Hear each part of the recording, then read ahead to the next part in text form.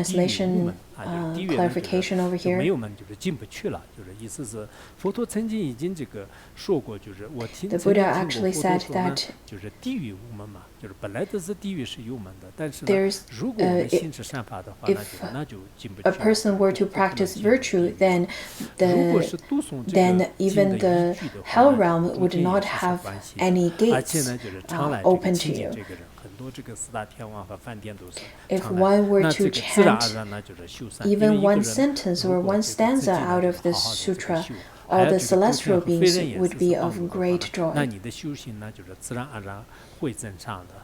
And they would like to come and protect you, and in that way, naturally, you will have better practice and everything would be virtuous. A story from the sutra, it says that a story from the Sutra of Wise and Fool, there's a woman who traveled a long distance and then heard the teachings of the Buddha. And at that time, the Buddha was giving teachings on the 5 Vinayas, or the 5 precepts for lay practitioners. And he talked about the 5 actions to abandon and so forth, so on and so forth. And then the woman told the Buddha, said that, well, I live really far from you, and could you please bestow me a gift so that I can carry that gift back to my home and I'll practice the Dharma. And then the Buddha gave her the teaching of Dharmapada. And the woman was very happy, and she went back home and she would chant that every day. At one night, when she was chanting, there's a celestial god, celestial diva appeared in the sky, but because it was night, so the woman cannot see him, and the diva started praising her, and the diva sounds very happy and rejoicing that she was practicing and chanting the sutra. The woman asked, so who are you? Because she heard only the voice. And the celestial being said, well, I am a celestial being. I am entrusting you with this jewel, and would you please gift this to Shariputra and Madhgalayana and tell them that this is my gift, and you can tell them my name.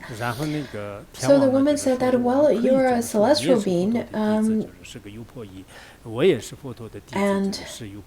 the celestial being said, I entrust you with this jewel because you're like a sister to me. And the woman was quite befuddled, saying that, well, you're a celestial being and I am a mundane human being. How can you be how can I be a sister to you? And the celestial being said that, well, we're all disciples of the Buddha, and you're a Upasika and a Upasaka, so in this way I can call you a sister, because we are the same, we're all disciples of the Buddha. And then the woman said that, why do you want me to tell the venerable Shariputra and Madhgalayana your name? The celestial being said that if you were to make offering and chant my name, then my merit would also increase. So that is the merit of chanting the sutra. The celestial beings would rejoice and would get close to you and would protect you, and in this way you can naturally practice virtue. If one were to listen to such a profound and vast sutra with joyfulness, to copy, to write, to recite, and to chant, to uphold, and to receive, to prostrate to this sutra, then this person would be able to enjoy happiness and peace in this lifetime, even if that person only chants the name of one Buddha and one bodhisattva. If one were to chant the names of bodhisattva and Buddhas, it definitely would help us to attain happiness and health. And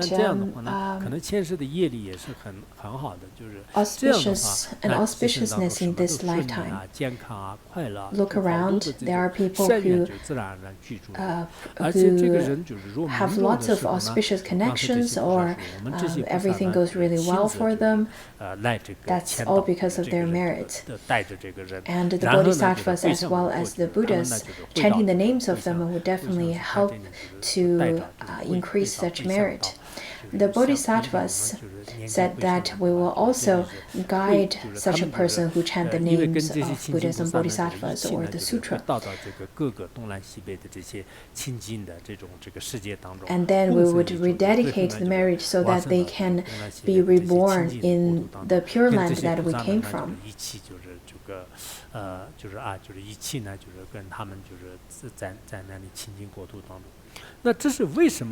Why is that? Why is this sutra?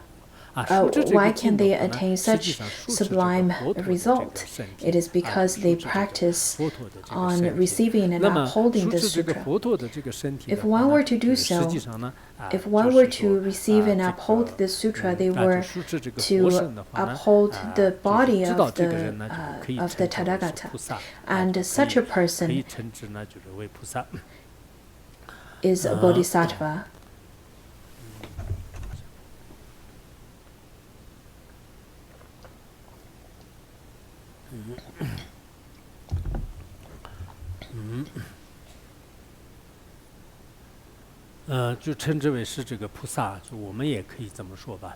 So that person can be called a bodhisattva. So we can also be called as bodhisattva because we are upholding the sutra as well.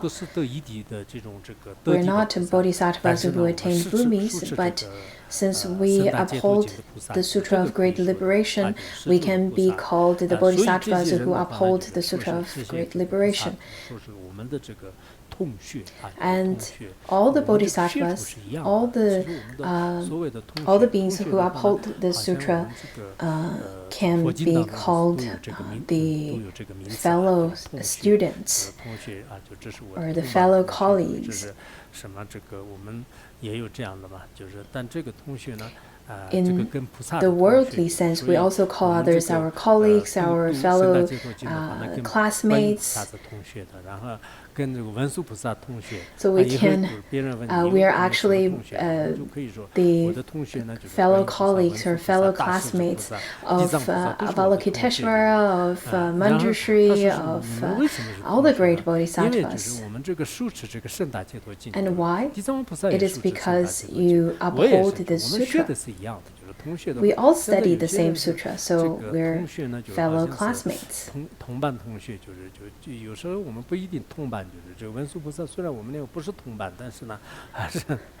Sometimes we would call them fellow classmates, but maybe for this sutra in particular, Manjushri is not the fellow classmates, but we study the same major.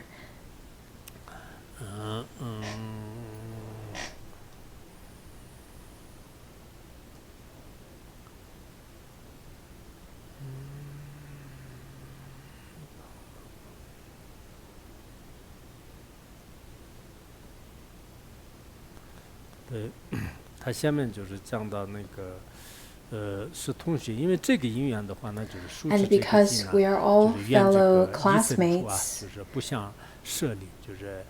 with this kind of cause and conditions, by upholding and receiving this sutra, may we all be reborn at the same place. May we all be reborn in Pure Land and never apart from each other. At that time,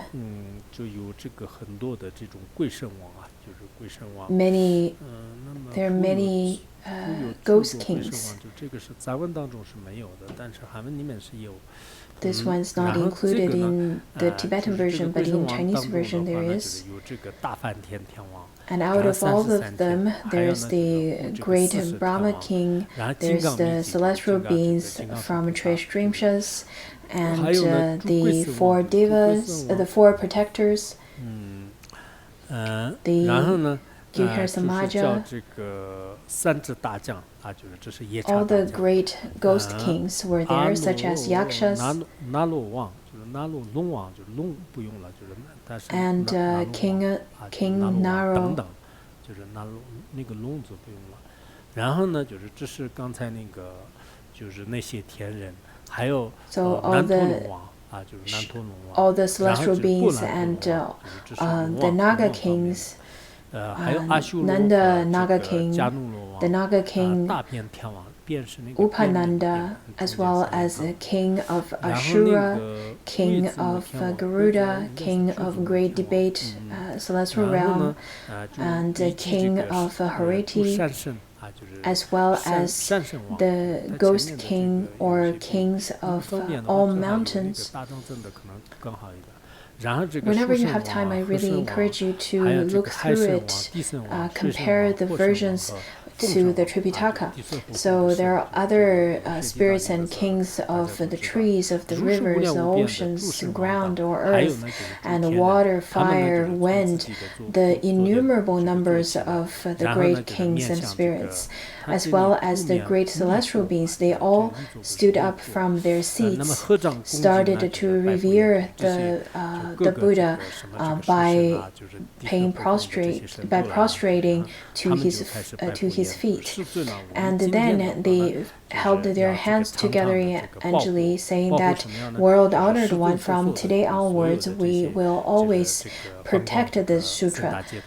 We will protect the Sutra of Great Liberation. Wherever the sutra, wherever there is this sutra, we will protect it."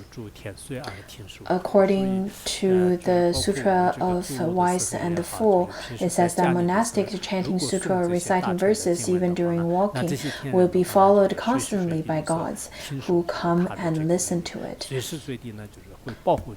So if you were to chant sutras or reciting verses during walking, during any kinds of actions, then you will be followed constantly by the gods, and you will be protected by them. So there are, wherever the sutra is, the kings and spirits would be at that place at all times, and we would clean that place for the sutra. If it was in a stupa, in a home, or in a household of a lay practitioner, a white-clothed lay practitioner, or at any empty place, we would purify or clean that place for the sutra.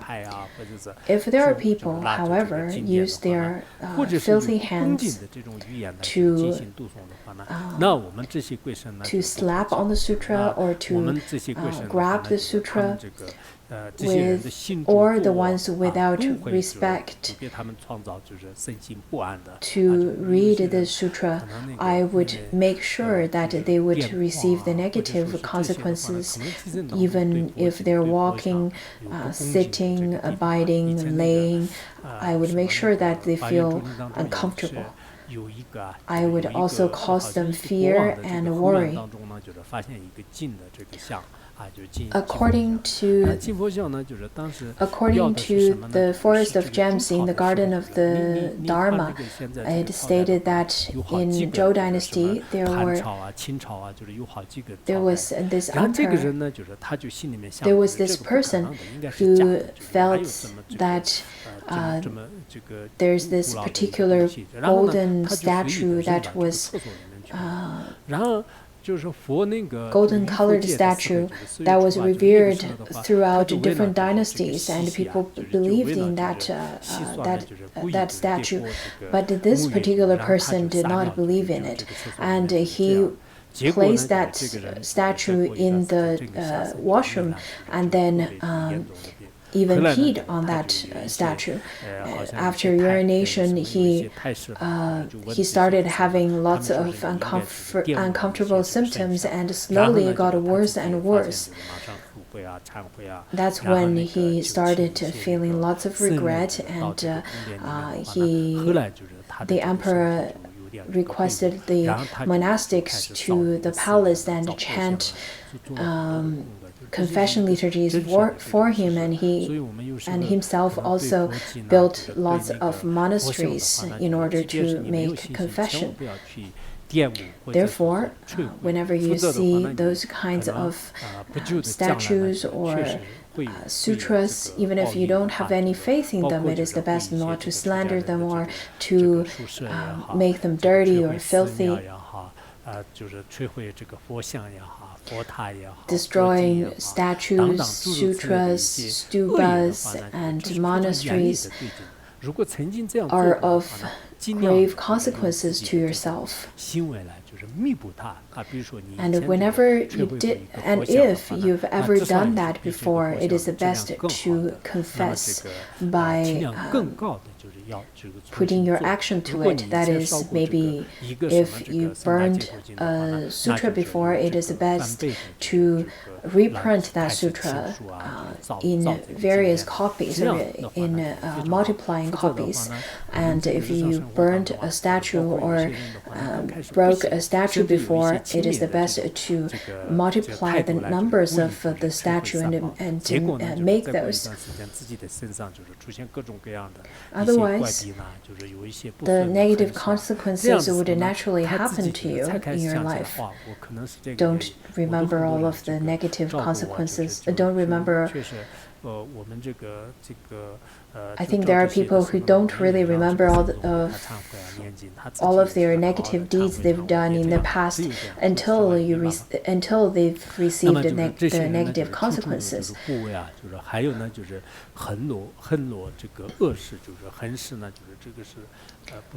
So the ghost kings said that I would make sure that for those people who don't respect the sutra would encounter accidents, encounter lots of fearful and worrisome events in their life, so that they would not be able to abide in peace, and after they die they would be reborn in hell realm. On the other hand, if people revere this sutra with the pure generation, and if they were to hold this sutra with a clean hand, if they were to bathe, to offer incense, to read, to recite, to uphold, and to receive the sutra, then over here there are a few words stated, that is reading, reciting, upholding, and comprehending. According to the treasury of the Sutra of Queen Srimala of Lion's Roar, it says that to say the words of the text is called reading. To repeat it from memory is called reciting. To understand it in the beginning is called comprehending. To remember it all along is called upholding.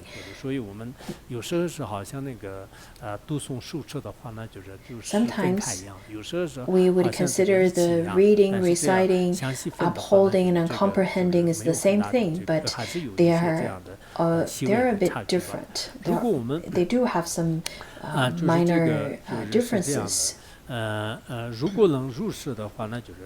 So if there are people who can also write it, who can memorize it, and not practicing the vice, if they can do that, then all the ghost kings would protect such person for the purpose of the practice of the sutra.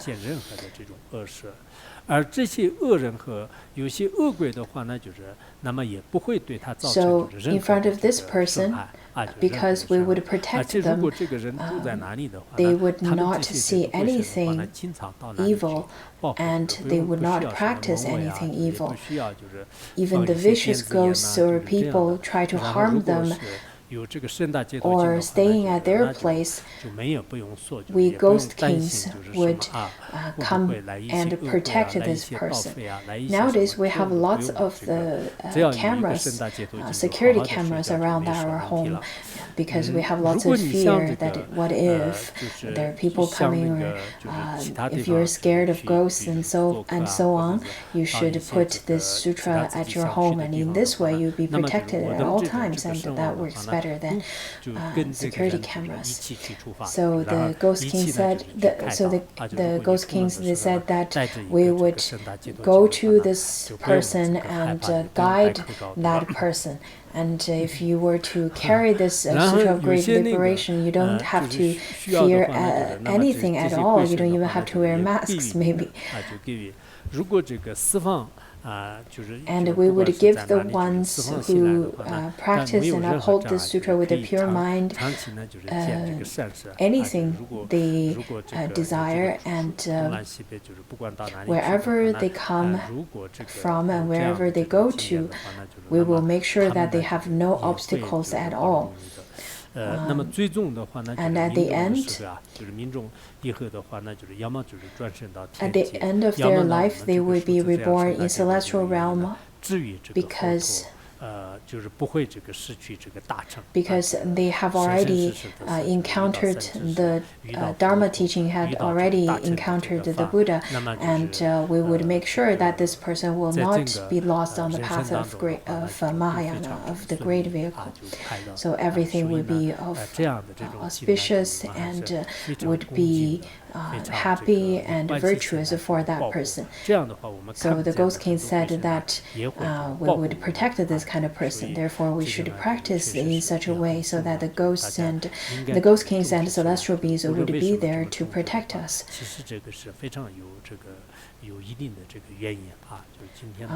That is the reason for virtue, and we'll stop here today.